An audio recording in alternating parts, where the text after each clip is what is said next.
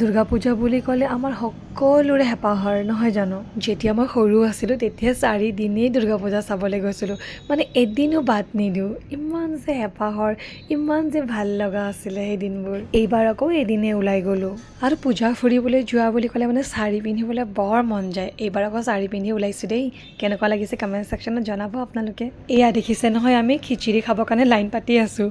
পূজালৈ বুলি ক'লে মানে প্ৰসাদ খাবলৈ ইমানেই ভাল লাগে আৰু ইমানেই টেষ্টি আৰু ইমান সোৱাদ আছিলে খাবলৈ বহুত য়াম্মি আছিলে খাই বৈ ফুৰি মেলি হাজবেণ্ডৰ লগৰ ঘৰলৈকে বুলি আমি আহি গ'লোঁ পিছে আমি আজি ইয়াতে থাকিম য'তেই আইনা দেখোঁ তাতেই মোবাইলটো লৈ লাগি যাওঁ দেই ফটো ভিডিঅ' কৰিবলৈ এয়া দেখিছেনে মানুহজনক ক'লোঁ মই আহা ফটো এটা মাৰোঁ বুলি কিন্তু ফটো মাৰা নাই ভিডিঅ'হে কৰি আছিলোঁ তেওঁ গমেই নাপায়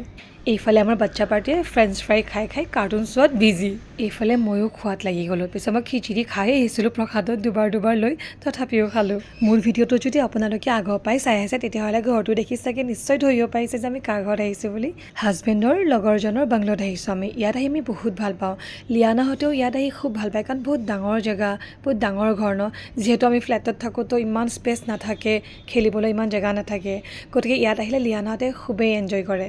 পিছে আপোনালোকে ক'ত ক'ত পূজা চালে কিমান মণ্ডপ চালে জনাবচোন কমেণ্ট ছেকশ্যনত আজিৰ ভিডিঅ'টো ইমানেই আছিলে তেনেহ'লে আহিছোঁ বাই বাই